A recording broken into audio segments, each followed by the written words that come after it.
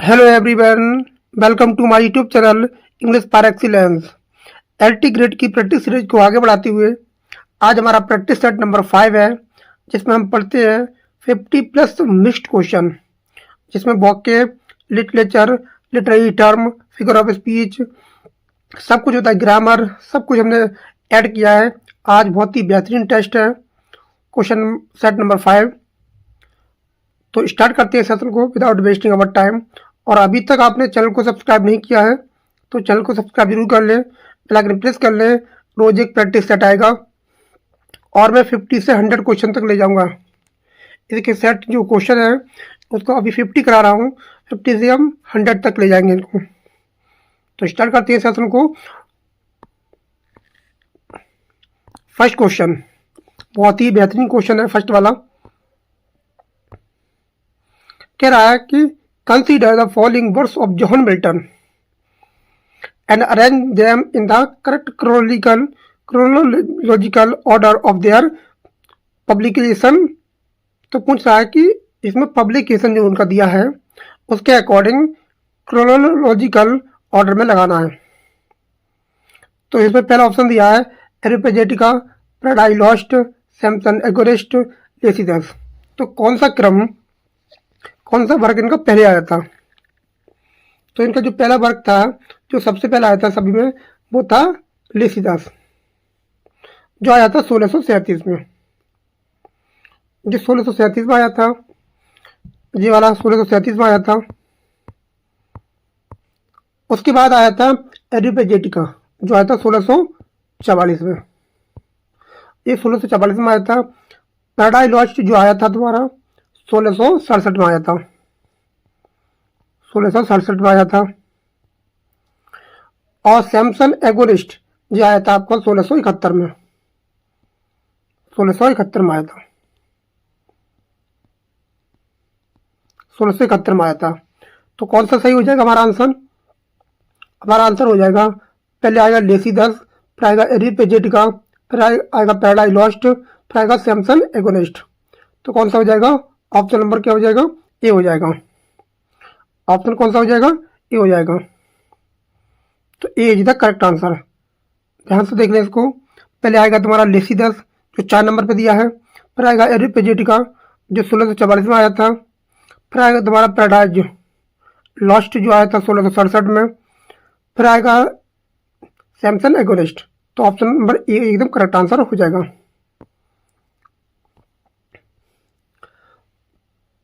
ध्यान रखेंगे जो वर्क है लेसिडस वो लिखा गया है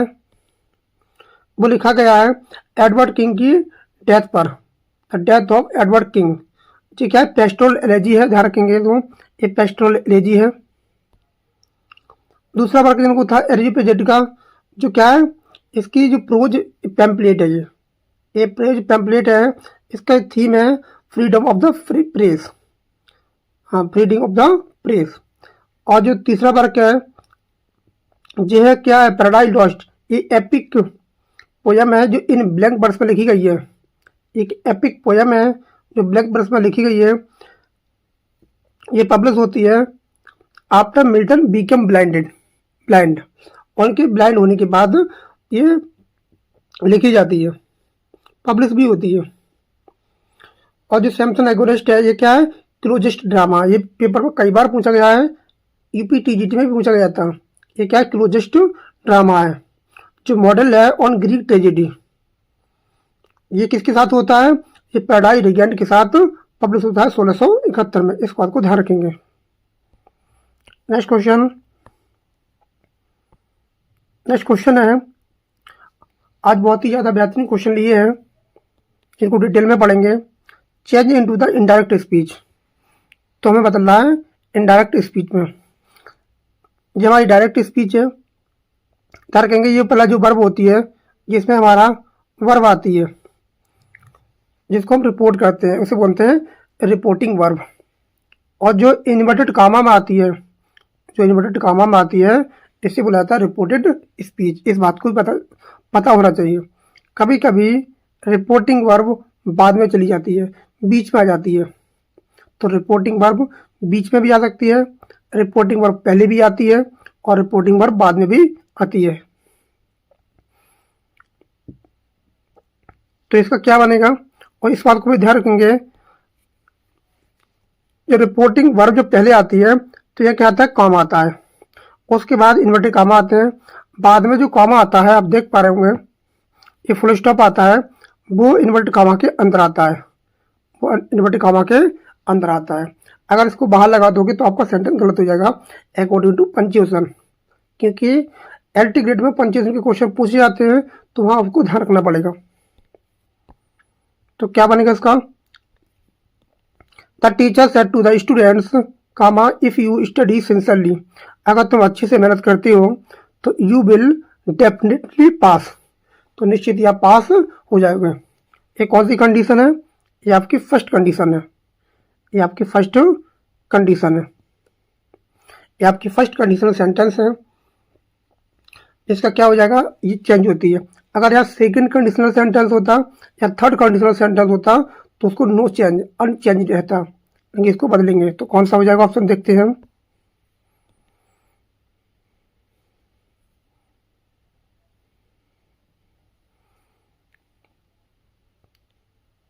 ये वाला कह रहा है the teacher told the student that if, अब दे है, यू है, यू बदला जाएगा ऑब्जेक्ट के अनुसार, वो दे हो जाएगा, they study sincerely they would definitely pass, तो इसका आंसर पहला ही हो जाएगा।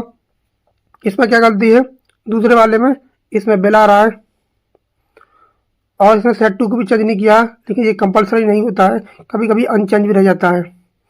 सी वाला इसलिए गलत है, यहाँ बिल आ गया, और डी वाला भी इसलिए गलत है क्योंकि अपने क्या बिल आ गया। तो ध्यान रखेंगे दोनों ही सेंटेंस चेंज होंगे। तो आंसर हो जाएगा the teacher told the student that if they studied sincerely they would definitely pass, तो आंसर एकदम ई करेक्ट हो जाएगा, ये वाला करेक्ट हो जाएगा, ये वाला। नेक्स्ट क्वेश्चन है which literary age is best described as the period of reason, period of reason. Order इसमें देखने को मिलता है, reason, order and rules heavenly influence by classical Greek and Roman models. तो ऐसी कौन सी एज है जिसमें आपको रीजन, ऑर्डर एंड रूल देखने को मिलता है, जो हैवीली इन्फ्लुएंस होती है ग्रीक, क्लासिकल ग्रीक या रोमन मॉडल से। तो कौन सी एज है ये वाली, तो कौन सी एज है ये है न्यू क्लासिकल एज, ये आपके न्यू क्लासिकल एज है। तो आंसर हो जाएगा ऑप्शन नंबर बी। आज की बहुत ही ज़्यादा बेहतरीन क्वेश्चन लिए हमने, जैसा कि मैंने वादा किया था, जैसे जैसे सेट बढ़ते जाएंगे उसका लेवल भी बढ़ता जाएगा। हमने इजी से स्टार्ट किया था, इजी से टू मॉडरेट, अब मॉडरेट टू हार्ड तक जाएंगे हम। तो ये न्यू क्लासिकल एज कब से कब तक चली थी, ये 1660 से लेकर 1798 तक, ये 1660 से लेकर 1798 तक, 1798 तक चलती है, ध्यान रखेंगे। इसमें एम्फेसाइज करता है रीजन, सिमेट्री, डिकोरम, सटायर, इसमें देखने को मिलता है। नेक्स्ट क्वेश्चन है choose the correct conditional sentence. तो चूज, आपको करेक्ट कंडीशनल सेंटेंस को चूज करना है। If the flight had not been delayed, अगर वो फ्लाइट डिलेड ना हुई होती तो be dash on time for the meeting. ये कौन सी कंडीशन के लिए इशारा कर रहा है, ये आ रहा है कंडीशन में पास्ट परफेक्ट टेंस। तो जो रिजल्ट होता है उसमें कौन सा आता है, उसमें आता है would plus have plus past participle. तो क्या आएगा इसका आंसर, ऑप्शन नंबर बी हो जाएगा। तो इसका आंसर ऑप्शन नंबर बी हो जाएगा। Next question number 5, in Shakespeare's Macbeth which character delivers the famous line. तो कौन सा ऐसा करेक्टर है मैकबेथ में जो बोलता है life is what a walking shadow, a poor player, जीवन कैसा है, क्षणभंगुर है, एक शैडो की तरह है। तो life is what a walking shadow, a poor player that starts and frets his hour upon the stage and then is hard no more. तो इसमें कौन सा फिगर ऑफ स्पीच है, पता होना चाहिए इसमें कौन सा है, ये मेटाफर है इसमें। तो इस लाइन को कौन बोलता है मैकबेथ में, तो ये बोलता है मैकबेथ। ये इस लाइन को बोलता है मैकबेथ बोलता है, मैकबेथ बोलता है एक्ट 5 सीन 5 में। और ये कब बोलता है, ये बोलता है immediately after the death of lady Macbeth. Lady Macbeth की डेथ के बाद बोलता है। ये जीवन को क्या बताता है, वॉकिंग शैडो बताता है। बहुत ही फेमस लाइन है। ये कब आया था, ये मैकबेथ कब आया था, अराउंड 1606 में आया था। और हॉकम का ये पार्ट है, ये ग्रेट ट्रेजेडी का पार्ट है, ध्यान रखेंगे हॉकम का ये पार्ट है, हॉकम। हेमलेट, ऑथेलो, किंग लियर और मैकबेथ, ध्यान रखेंगे बहुत ही फेमस है। ये फर्स्ट वॉल्यूम में भी पब्लिश होता है 1623 में। Next, identify the error in the concord. तो आपको यहाँ पर नहीं पढ़ना है, फिल इन द ब्लैंक है ये। One of my brothers who dash studying abroad dash coming home next month. तो यहाँ कौन सी वर्ब का प्रयोग किया जाएगा, तो ध्यान रखेंगे ऑन ऑफ के बाद आने वाला नाउन या प्रोनाउन क्या होता है, बहुवचन होता है, एकदम करेक्ट है। लेकिन हु क्या है, एक रिलेटिव प्रोनाउन है, इसका एंटीसीडेंट कौन है, हु है, सॉरी ब्रदर है। और ब्रदर्स क्या है, बहुवचन है। तो यहाँ पर क्या आएगा ऑप्शन के अकॉर्डिंग, यहाँ पहले बारे में तो आएगा आर, क्या आएगा, आर आएगा। तो इसमें आर नहीं है, इसमें आर नहीं है, दो में आर है, ध्यान रखेंगे यहाँ क्या आएगा, आर आएगा, आर आएगा। स्टडिंग अबोर्ड, इतना ये क्या हो गई, ये हो गई यहाँ से लेके यहाँ तक क्या हो गई, हु से लेके अबोर्ड तक होगी आपकी रिलेटिव क्लाउज होगी। अब दे रहा है क्या आएगा, तो यह ऑन ऑफ के हिसाब से आएगा। और ऑन ऑफ के लेता है सिंगुलर वर्ब का प्रयोग किया जाता है, ऑन ऑफ के बाद सिंगुलर वर्ब का प्रयोग किया जाता है। तो ध्यान रखेंगे इसका आंसर हो जाएगा ऑप्शन नंबर बी, बी एकदम करेक्ट आंसर हो जाएगा, आर और is. Next question, in Pride and Prejudice Darcy's letter to Elizabeth after the rejected proposal serves. Darcy's letter to Elizabeth after the rejected proposal serves. तो क्या दिखाता है इसमें pride and prejudice में, तो ये क्या दिखाता है, a turning point revealing truth about Buckingham. बहुत ही खराब व्यक्ति होता है, इसमें बताता है कि डार्सी बहुत खराब है जिसने मुझसे पैसे लिए हैं, जबकि उधार कौन लेता है, बकिंगम लेता है। और इल्जाम किस पर लगाता है, डार्सी पर। तो जो एलिजाबेथ होती है उसके मन में क्या आता है, प्रेजुडिस आता है, किसके खिलाफ, डार्सी के खिलाफ। अब वो मानती है, प्रेजुडिस आता है, वो पहले ही किसी के बारे में पूर्व अनुमान लगा लेती है और मानती है जो डार्सी है वो कैसा, प्राइड है। तो आंसर हो जाएगा इसका ऑप्शन नंबर ए हो जाएगा।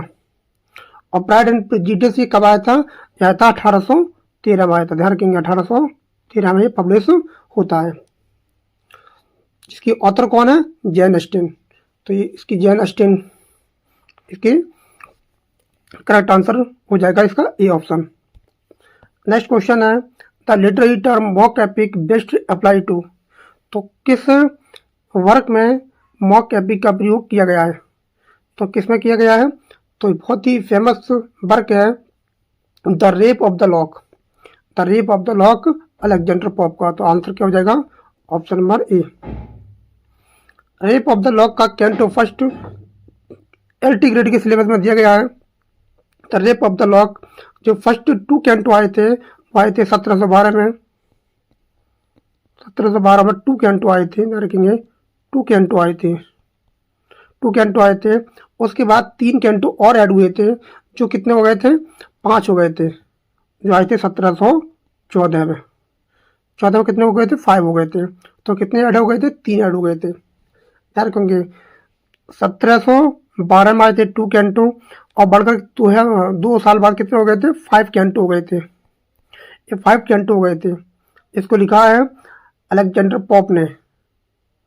इसमें प्रयोग किया गया है हीरोइक एपिक का, पैरोडी की गई है, मॉक एपिक है, ध्यान रखेंगे मॉक एपिक है। नेक्स्ट क्वेश्चन है, translate the proverb into Hindi. Actions speak louder than words. Actions speak louder than words. तो कह रहा है कि कर्म शब्दों से जोरदार बोलते हैं, मतलब कर्म काम बोलता है ना कि शब्द। करके दिखाओ, बोलने पे विश्वास ना करो। तो आंसर क्या हो जाएगा? इसका आंसर हो जाएगा ऑप्शन नंबर बी, कर्म शब्दों से जोरदार बोलते हैं, मतलब काम बोलता है व्यक्ति का, शब्द नहीं। काम देखना चाहिए, काम। नेक्स्ट क्वेश्चन है, in Keats ode on Grecian urn the urns. तो अर्नेज कॉल्ड, तो उसको क्या बोला जाता है? तो अर्न क्या है? तो इसमें क्या हो जाएगा? A first child of silence and slow time. तो आंसर हो जाएगा ऑप्शन नंबर बी हो जाएगा, इसका आंसर हो जाएगा बी। और ओड ऑन ग्रेसियन अर्न जो आई थी वो आई थी 1820 में। 1820 में ये पब्लिश होती है, 1820 में ये पब्लिश होती है, जिसको लिखा था जॉन कीट्स ने। नेक्स्ट क्वेश्चन है, इन अ फॉर्मल लेटर।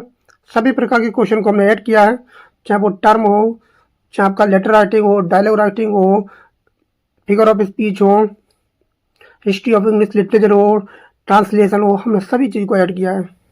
बस आप शुरू से लेकर एंड तक बन जाएं, और जितने भी प्रैक्टिस सेट आते हैं उन सबको ध्यान से देख लें, तो आपकी तैयारी बहुत ही बेहतरीन हो जाएगी। In a formal letter requesting leave अंत में, लेटर के अंत में, which of the following is most appropriate for the closing line. तो कौन सी क्लोजिंग लाइन बहुत ही ज़्यादा अप्रोप्रिएट रहेगी किसमें? फॉर्मल लेटर में। दो प्रकार के लेटर होते हैं, फॉर्मल लेटर, इनफॉर्मल लेटर। हमने अपने चैनल पर पूरी की पूरी वीडियो अपलोड कर दी है लेटर राइटिंग में, जैसे कि 3 या 5 क्वेश्चन आते हैं लेटर राइटिंग में। उसका फॉर्मेट, बॉडी, सॉल्यूटेशन, क्लोजिंग लाइन, वो सब कुछ पूछ लेता है, कहीं से भी पूछ सकता है। बॉडी में कितने पार्ट होते हैं, तो क्या क्या अप्रोप्रिएट रहेगा क्लोजिंग लाइन में? तो क्या रहेगा? Hoping for your kind consideration and approval. जो फॉर्मल लेटर होते हैं वो किसी अथॉरिटी के लिए लिखे जाते हैं, प्रिंसिपल लिखे जाते हैं, स्कूल टीचर के लिए लिखे जाते हैं, तो ये लिखे जाते हैं किसी अथॉरिटी के लिए। और जो इनफॉर्मल होते हैं वो लिखे जाते हैं अपने रिलेटिव्स, फ्रेंड्स, सगे संबंधी के लिए लिखे जाते हैं informal letter.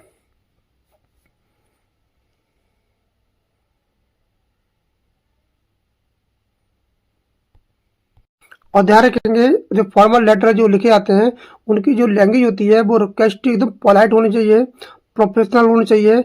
Indirect request language बिल्कुल फॉर्मल, उसमें किसी प्रकार की अनयूजुअल भाषा, कंट्रास्ट और कॉन्ट्राडिक्शन का प्रयोग नहीं करना चाहिए, और ना ही कोई फ्रेजल वर्ब्स का प्रयोग करना चाहिए, जिससे कि भाषा एकदम सिंपल हो, जिसमें समझ में आना चाहिए। नेक्स्ट क्वेश्चन है, in Arms and the Man Shaw satires romantic notion of war through. तो ये कौन सा वर्क है? ये जॉर्ज बर्नार्ड शॉ का जो आर्म्स एंड मैन है, इसमें क्या दिखाता है वो? तो दिखाता है इसमें आंसर ब्लेंसलीज प्रैग्मेटिक स्यूज प्रोफेशनलिज्म। तो आंसर हो जाएगा इसका ऑप्शन नंबर बी। और ये कब आया था? ये आया था 1894 में। 1894 में ये पब्लिश होता है ये वाला वर्क। और जॉर्ज बर्नार्ड शॉ ने लिखा है the chocolate carrying soldier expose bar romanticism and absurd. दिखाता है ये कौन सा लेता है? ये चॉकलेट रखता है किसकी जगह? कारतूस की जगह। नेक्स्ट क्वेश्चन है, द पोस्ट कॉलोनियल। ये भी हमारे एलटी ग्रेड के सिलेबस में दिया है। Colonial literature, post colonial, Indian writing,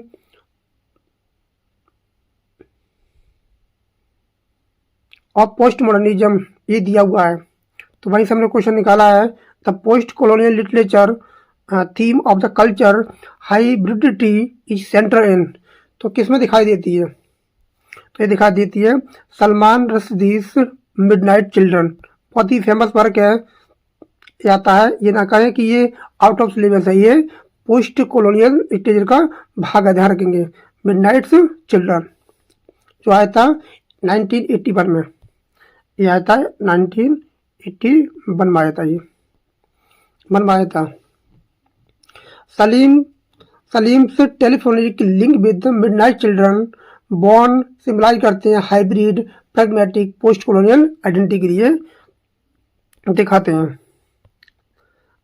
choose the correct passive transformation, they are building a new bridge. तो बहुत ही सिंपल क्वेश्चन है, तो ये वाला कैसे बन जाएगा, ये प्रेजेंट कंटिन्यूअस टेंस में है, इसका टेंस चेंज नहीं होता है, उसमें केवल बीइंग बढ़ाकर एमबी की थर्ड फॉर्म आती है। तो पहले बारे में बीइंग नहीं है तो गलत हो जाएगा, तीसरे वाले में बीइंग नहीं है और चौथे वाले में नहीं है, तो आंसर हो जाएगा ऑप्शन नंबर बी। बहुत ही फास्ट करना होता है। अ bridge a new bridge is being built. अब बाई देम करो या मत करो कोई फर्क नहीं पड़ता है।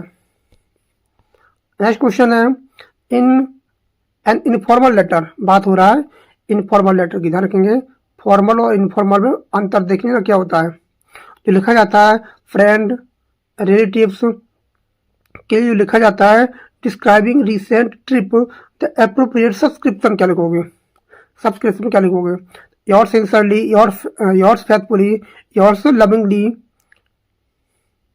और ध्यान रखना है ये लिखा हुआ है ये योर्स, जो बाई बड़ी रहती है OURS और एस अंत में आती है, सिंसियरली की एस छोटी होती है, योर्स फेथफुली, योर्स लविंगली।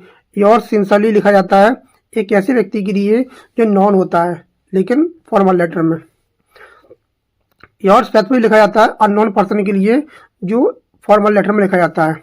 इसका करेक्ट आंसर होगा option number C, yours lovingly. तो आंसर हो जाएगा ऑप्शन नंबर सी हो जाएगा इसका आंसर। बहुत ही बेहतरीन क्वेश्चन है, सॉल्यूशन जिस क्वेश्चन पर होता है। नेक्स्ट क्वेश्चन है, the officer was conversant dash the rules and amenable dash discipline yet he was not immune dash criticism. ये फिक्स प्रोपोजिशन का एग्जाम्पल है। जो कन्वर्सेंट जो होता है वो प्रोपोजिशन विद लेता है, ये विद लेता है, इसका मतलब होता है परिचित होना, इसके साथ विद आता है। तो विद में कहाँ दिया है, तो इसमें नहीं दिया है, इसमें नहीं दिया है, तो दो ऑप्शन तो ऐसे कट गए। और दोनों ऑप्शन क्या है, एक जैसे है, इसमें भी फ्रॉम है, यहाँ भी फ्रॉम है, यहाँ भी टू है, यहाँ भी टू है, तो इसमें क्या हो जाएगा ऑप्शन नंबर ए हो जाएगा या डी हो जाएगा। दोनों एक जैसे ऑप्शन है, दोनों ही एक जैसे ऑप्शन है, या डी मान लो या बी मान लो, एक जैसे है। टाइपिंग मिस्टेक हो गई है तो इसको इग्नोर करें, ह्यूमन एरर है, दोनों ही आंसर हो जाएंगे। कन्वर्सेंट का मतलब होता है परिचित होना, जो एमिनेबल किया होता है इसका मतलब होता है आज्ञाकारी या अनुकूल होना। ये क्या लेता है प्रपोजिशन, ये टू लेता है, ये आपका टू लेता है। और दूसरा शब्द क्या है, इम्यून, इसका मतलब होता है मुक्त होना, से मुक्त होना, ये क्या लेता है फ्रॉम लेता है, क्या लेता है फ्रॉम लेता है। तो आंसर हो जाएगा ए या डी, दोनों एक जैसे ऑप्शन है। नेक्स्ट क्वेश्चन है, the literary term for attributing human quality to nature, the cruelty. The literary term for attributing human quality, जो क्या दिखाता है ह्यूमन क्वालिटी को दिखाता है, to nature as the cruelty. तो क्या दिखा रहा है क्रूएल्टी। तो इसमें कौन सी लिटरेरी टर्म है, तो इसमें कौन सा आंसर हो जाएगा। ये बहुत ही बेहतरीन क्वेश्चन है पैथेटिक फैलेसी का, ये पैथेटिक फैलेसी का बहुत ही ज़्यादा अच्छा क्वेश्चन है। तो क्या हो जाएगा आंसर नंबर डी हो जाएगा, पैथेटिक फैलेसी, पैथेटिक फैलेसी हो जाएगा इसका। और ये पैथेटिक फैलेसी को किसने कॉइंट किया था, रस्किन ने, जॉन रस्किन ने, ध्यान रखेंगे जॉन रस्किन ने इसको कॉइंट किया था। पैथेटिक फैलेसी जो क्या दिखाती है, किसी मानव की नेचर को क्या दिखाती है, किसी इमोशन को, मूड को दिखाती है, किसी व्यक्ति के मूड और इमोशन को दिखाती है, cruelty. Next question, the term, question number 18, in Wordsworth Tintern एबे नेचर एक्ट्स एज। तो जो नेचर होती है वो कैसे एक्ट करती है टिंटन एबे में, तो कैसे करती है, वो करती है the anchor of purest thoughts and moral guide. तो आंसर हो जाएगा ऑप्शन नंबर ए हो जाएगा। और कब आई थी टिंटन एबे, 1798 में, जो लिरिकल बेल्स का भाग होता है, जो सबसे अंतिम पोयम होती है, जिसमें विलियम वर्ड्सवर्थ की 19 पोयम, एसटी कॉलेज की 4 पोएम होती हैं। पहली पोएम जो होती है लिरिकल बैलेड की, वो होती है एस टी कॉलेज की the Rime of the Ancient Mariner, और लास्ट पोएम होती है टिंटन एबे। ध्यान रखेंगे इस बात को। In the Harry app O'Neill portrait, वो क्या दिखाते हैं हैरी एप में? वो दिखाते हैं working class alienation in industrial America. तो आंसर हो जाएगा ऑप्शन नंबर ए हो जाएगा। जो हैरी एप आया था वो आया था 1922 में आया था, 1922 में आया था, 1922 में आया था। क्वेश्चन नंबर दिया है 20, रडयार्ड किपलिंग किम, एक किम है इनका वर्क। तो इसमें कह रहा है इन किपलिंग का जो किम है the portrayal of British Indian primarily serve to, किसको दिखाता है वो? क्वेश्चन नंबर 20 है। तो ये कब आया था, पता होना चाहिए कब आया था, 1901 में आया था। ये दिखाता है illustrate the complexity of colonial, ये कोलोनियल है, कोलोनियल लिटरेचर है, उसका भाग है ये। एक्सपोनिनेज एंड कल्चरल इंट्रैक्शन को दिखाता है। तो इसका क्या हो जाएगा आंसर? इसका आंसर नंबर बी हो जाएगा, बी एकदम करेक्ट आंसर हो जाएगा। ये मत कहना कहाँ से क्वेश्चन दे दिया है, आउट ऑफ सिलेबस है। क्या रखना ये आपके जो सिलेबस है post modern literature, colonial literature, post colonial literature, Indian writings in English, वहाँ से क्वेश्चन आ सकते हैं क्योंकि ये सिलेबस में दिया हुआ है। अगर आपको नहीं पता है कि सिलेबस क्या है तो मैं उसकी पोस्ट अपलोड कर दूंगा। Next question, identify the clause and tense. आपको क्लाउज भी बताना और टेंस भी बताना कौन सा है। सेंटेंस है the teacher insist that the student submit there project before Friday.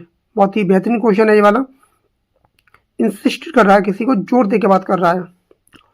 तो इसमें आपको बताना है क्लाउज और सेंटेंस दोनों बताना है कि क्लाउज और टेंस कौन सा है। तो इसका जो आंसर हो जाएगा, इसमें कौन सी क्लाउज है? पहली बात तो ये डेट क्लाउज है, ये नाउन क्लाउज है आपकी। और टेंस कौन सा है? ना वो फ्यूचर है, ना प्रेजेंट है, ना कुछ है, ये क्या है? प्रेजेंट सब्जंक्टिव मूड है। कौन सा है? प्रेजेंट सब्जंक्टिव मूड है। ये सब्जंक्टिव मूड क्या होता है और कहाँ पर इसका यूज होता है? तो हमारे चैनल पर एक वीडियो पड़ी हुई है सब्जंक्टिव मूड की, प्रेजेंट सब्जंक्टिव मूड और पास्ट सब्जंक्टिव मूड। एक बार उसको जरूर देख लें, ग्रामर वाले सेक्शन में आपको मिल जाएगी। एक बार उसको जरूर देख लें प्ले लिस्ट में जाके कौन कौन से मूड होते हैं। ये मूड का कॉन्सेप्ट है जो प्रेजेंट सब्जंक्टिव मूड है। और कौन सी क्लाउज है? नाउन क्लाउज है। और ध्यान रखेंगे अगर यहाँ पर स्टूडेंट भी होता तब भैया क्या होती? सबमिट ही आती। क्वेश्चन है in Hayavadana Karnad explores post colonial identify through. तो किसको दिखाता है वो? आता है पोस्ट कॉलोनियल में और एंटीग्रेटी के सिलेबस में भी दिया है। हाई बदाना बहुत ही इंपॉर्टेंट वर्क है ग्रीस कर्नाड का, और ये प्ले है the head body transposition and search for completeness. तो क्या हो जाएगा आंसर? आंसर नंबर क्या हो जाएगा? ए हो जाएगा इसका आंसर ऑप्शन नंबर क्या हो जाएगा? ए हो जाएगा। नेक्स्ट क्वेश्चन है the literary term stream of consciousness is prominent in. तो किसको दिखाती है ये? तो किन से वर्क में दिखाई देती है? जो एलटी ग्रेड के सिलेबस में जो दिया है उसमें से किसको दिखाती है? तो दिखाती है वर्जीनिया वुल्फ का मिस्टर डेलोबी में दिखाती है। और ध्यान रखेंगे ये कब आया था? डेलोबी 1925 में आया था, ये 1925 में आया था। और ये क्या है? इंटीरियर मोनोलॉग ऑफ क्लेरिसा है, एक क्लेरिसा का, और 1 डे की कहानी है, एक सिंगल डे की एक कहानी है मिसिस डेलोबी। और जो हया बदाना है वो कब आया था? 1927 में आया था। डेट को याद रखना पड़ेगा आपको। In Bacon's of studies reading make, तो उसको आपको पूरा करना है। Reading make a full man, conference are ready man, writing an exact man. ये लाइन क्या करना है आपको? पूरी करना पड़ेगा। तो इसका आंसर क्या हो जाएगा? आंसर नंबर ए हो जाएगा। ये लाइन पूरा करेंगे तो इसका जो आंसर बनेगा वो बनेगा। बैकन कहता है ऑफ स्टडी में रीडिंग मेक किसी व्यक्ति को क्या बनाती है? आप फुल मैन बनाती है, कॉन्फ्रेंस आर रेडी मैन बनाती है, एंड राइटिंग क्या बनाती है? एग्जैक्ट मैन बनाती है। तो आंसर हो जाएगा इसका ए। नेक्स्ट क्वेश्चन है, इन पोस्ट मॉडर्न लिटरेचर में fragmentation and unreliable narration are hallmarks. तो किसको दिखाता है वो, तो किसके वर्क में दिखाता है, तो दिखाता है इसमें works like Beckett's Waiting for Godot. तो आंसर क्या हो जाएगा इसका, आंसर ए हो जाएगा इसका, ये आंसर हो जाएगा। ये दिखाता है एब्जर्व्ड फ्रेगमेंटेशन सर्कुलेरिटी अनरिलायबिलिटी, जो लिखा था सैमुअल बकेट ने। और कब आया था, वेटिंग फॉर गॉडोट आया था 1953 में आया था। ये इंग्लिश वर्जन जो आया था, ये इंग्लिश वर्जन में आया था, वो आया था 1955 में। वेटिंग फॉर गॉडोट आया था 1953 में, लेकिन इसका इंग्लिश वर्जन आया था 1955 में। नेक्स्ट क्वेश्चन है, in dialogue writing task which technique makes the conversation more realistic and vivid. तो ये बता रहा है डायलॉग राइटिंग, ये भी आपकी सिलेबस में दिया है, डायलॉग और लेटर राइटिंग। तो इसका आंसर क्या हो जाएगा, इसका आंसर जो हो जाएगा ऑप्शन नंबर बी हो जाएगा, including interpretation interruptions pauses and natural speech pattern का प्रयोग करेंगे। तो आंसर हो जाएगा इसका बी। इसमें देखने को मिलता है रियलिस्टिक डायलॉग होंगे, रिफ्लेक्ट करेंगे जो स्पीच को, इंक्लूडिंग करेंगे हेजिटेशंस, एलिप्सिस और brief sentences, long paragraph, third person, इसका प्रयोग नहीं करेंगे। बहुत ही सिंपल नेचुरल भाषा होना चाहिए, बिल्कुल नेचुरल भाषा होनी चाहिए। नेक्स्ट है, इन सेकंड कमिंग ईट्स प्रोस्पाइसिस करते हैं, तो क्या बताते हैं वो, क्या आने वाला है दुनिया में, क्या आने वाला है, तो उनको किससे डर लग रहा है। तो इन रफ बीस्ट स्लाउचिंग टॉबर्ट बैट हेथलेम। तो आंसर क्या हो जाएगा, ये हो जाएगा इसका, इसका एकदम करेक्ट आंसर हो जाएगा। जो आई थी 1920 में आई थी। नेक्स्ट क्वेश्चन है, in colonial literature Kim present India as. तो किम कब आया था, 1901 में आया था। वो क्या दिखाता है, an existing playground of British adventure को दिखाता है। ये क्या है, पोस्ट कॉलोनियल लिटरेचर का भाग है। नेक्स्ट क्वेश्चन है, विच of the following works is considered the earliest surviving English epic reflecting the heroic code of Anglo Saxon period. ये एंग्लो सैक्सन पीरियड का बता रहा है। तो इसका आंसर क्या हो जाएगा, इसका जो आंसर आ जाएगा वो आएगा बीवुल्फ। क्या होगा, बीवुल्फ होगा। विच of the following works is considered the earliest surviving, earliest की बात कर रहा है, अर्लीस्ट इंग्लिश एपिक की बात कर रहा है। रिफ्लेक्ट करता है the heroic code Anglo Saxon period में। आप कमेंट में बताएं एंग्लो सैक्सन पीरियड कब से कब तक चला था। तो इसका आंसर हो जाएगा Beowulf. Next question, in All my Sons Joe Keller's tragedy stems from. तो क्या दिखाती है वो दिखाती है prioritising business over family morality. तो आंसर हो जाएगा इसका ए। और ऑल माई सन्स जो है उसको लिखा है आर्थर मिलर ने, जो आया था 1947 में। इस आया था 1947 में। ये बताता है कि shipping cracked cylinders heads causes pilots death including Larry की भी डेथ हो जाती है इसमें, और बहुत सारे लोगों की मौत होती है इसमें। तो वो सभी अपने जो बच्चे होते हैं, जो डेथ होती है, उनको अपने बच्चा बताता है। All my sons. The post colonial concept of subaltern voice is explored in, जो वर्क है, कॉन्सेप्ट है सब अल्ट्रन। इसमें क्या देखने को मिलता है, क्या एक्सप्लोर करती है ये, तो ये एक्सप्लोर करती है राजा राव का कांथापुरा। कहाँ दिखाता है, ये पोस्ट कॉलोनियल लिटरेचर का ये भाग है कांथापुरा, जो लिखा था राजा राव ने। बहुत ही मोस्ट इम्पोर्टेंट वर्क है कांथापुरा। कांथापुरा आया था, ये वर्क आया था 1938 में, 1938 में आया था, ध्यान रखेंगे 1938 में आया था, ध्यान रखेंगे इसको, मोस्ट इम्पोर्टेंट है। इसको लिखा था राजा राव ने। नेक्स्ट क्वेश्चन है, change the following simple sentence into complex sentence. एक ग्रामर का क्वेश्चन है। क्वेश्चन दिया है आपका, आई completed my work, I went out for a walk. काम खत्म किया, मैं कहाँ चला गया, उसके बाद चला गया बाहर घूमने के लिए, काम खत्म करने के बाद। तो देखो ये वाला तो कंपाउंड सेंटेंस है, पहला वाला तो ये तो होगा नहीं, और ये वाला भी नहीं होगा, कंपाउंड है, ये वाला भी नहीं होगा, तो कौन सा होगा आंसर, आंसर हो जाएगा B. After I completed my work I went out for walk.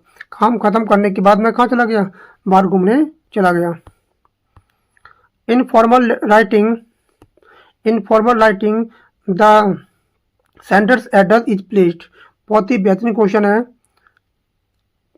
तो जो सेंटर का एड्रेस होता है वो कहाँ पर होता है, सेंटर का जो एड्रेस होता है वो कहाँ पर होता है, तो ध्यान रखेंगे इस क्वेश्चन को।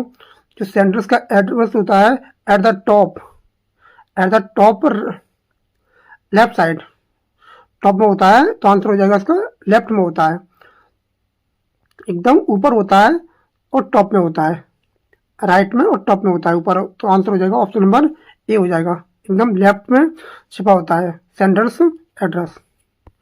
नेक्स्ट क्वेश्चन है, the literary term dramatic monologue, the dramatic monologue, बात कर रहा है ड्रामेटिक मोनोलॉग की, इज परफेक्टेड बाय, तो किसने इसको बहुत अच्छे से बखूबी इसको यूज किया है, तो उसका नाम था रॉबर्ट ब्राउनिंग। रॉबर्ट ब्राउनिंग ने जो माई लास्ट टचेज है, प्रोसोपारियस है, लवर है, उसमें इसने अपने प्रयोग किया है। तो जो वर्क है माई लास्ट टचेज वो तो बहुत ही इंपॉर्टेंट वर्क है इनका, तो रॉबर्ट ब्राउनिंग का नाम आता है।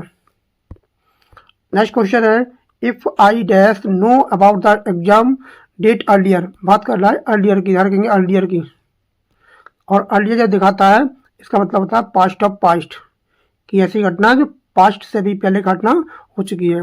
तो आई डैश प्रिपेयर बेटर, तो इसमें कौन सी कंडीशन आएगी, ऐसी जब कंडीशन आती है इसमें अर्लियर होता है, बिफोर होता है, उसमें एक ही कंडीशन आती है थर्ड कंडीशनल, कौन सी आती है थर्ड कंडीशनल, तो आंसर हो जाएगा इसका बी, इसका आंसर हो जाएगा बी। याद रखेंगे अगर अर्लियर ना होती तो इसमें ए भी हो सकता था। थर्ड कंडीशन कहती है कि इसका जो स्ट्रक्चर होता है वो क्या होता है, इफ वाली क्लाउज जो होती है पास्ट परफेक्ट में होती है, और रिजल्ट होता है जो प्रिंसिपल क्लाउज होती है वो होती है वुड प्लस है plus past participle. Next question है, Things Fall Apart Chinua Achebe depicts the clash between, तो क्या दिखाता है उसमें, द थिंग्स फॉल अपार्ट में, तो क्या दिखाने की कोशिश करता है, ये दिखाता है Igbo tradition and colonial Christianity, तो आंसर हो जाएगा इसका A, Igbo tradition and colonial Christianity. जो थिंग्स फॉल अपार्ट आया था वो आया था 1958 में, कब आया था 1958 में आया था ये वर्क, 1958 में आया था। नेक्स्ट क्वेश्चन है, in post modern literature in intertextuality and past are common in, बहुत इंपॉर्टेंट वर्क है ये वाला, और यूजीसी नेट में तो अक्सर आता है ये क्वेश्चन, तो किसकी वर्क में मिलता है, intertextuality and past are common in, तो किसके वर्क में मिलता है, सलमान रशीदी की वर्क में ये देखने को मिलता है, तो आंसर हो जाएगा ऑप्शन नंबर ए, इसका ये आंसर हो जाएगा। चूज द करेक्ट स्पेलिंग, तो इसमें करेक्ट स्पेलिंग को चूज करना है, तो कौन सी करेक्ट स्पेलिंग हो जाएगी, रिदम, रिदम, तो कौन सी करेक्ट स्पेलिंग होती है, रिदम की जो रिदम होता है वो होती है आर एच, रिदम होता है R H, R H Y T H M, T H M हो जाता है, तो R H Y T H M होता है रिदम, तो इसमें कौन सी आंसर हो जाएगा, इसका जो आंसर हो जाएगा वो हो जाएगा ऑप्शन नंबर सी, क्या हो जाएगा ऑप्शन नंबर सी हो जाएगा रिदम। रिदम का मतलब होता है लय, रिदम का मतलब होता है लय। नेक्स्ट क्वेश्चन है, इन 12th night the comedy arises mainly from, तो क्या दिखाती है, तो ये क्या दिखाती है, ए मिस्टेकन आइडेंटिटी एंड डिस्क्यूजेज, उसमें लोग भेद बदलते हैं, तो क्या दिखाती है ऑप्शन नंबर ए हो जाएगा। In the Mayor of Casterbridge Henchard downfall is due to, तो किसके कारण क्या होता है उसका डाउनफॉल होता है, तो उसका डाउनफॉल होने का कारण जो होता है वो क्या दिखाता है, वो दिखाता है हिज इम्पल्सिव पल्सिव, उसका गुस्सा, करेक्टर एंड पास्ट सेक्रेट। तो आंसर हो जाएगा इसका ऑप्शन नंबर ए हो जाएगा। जो कांस्टेबल आया था वो आया था 1886 में आया था, 1886 में ये वर्क आया था, 1886 में आया था। और लिखा किसने, थॉमस हार्डी को, क्योंकि जब अपनी पत्नी को बेच देता है, सेल कर देता है,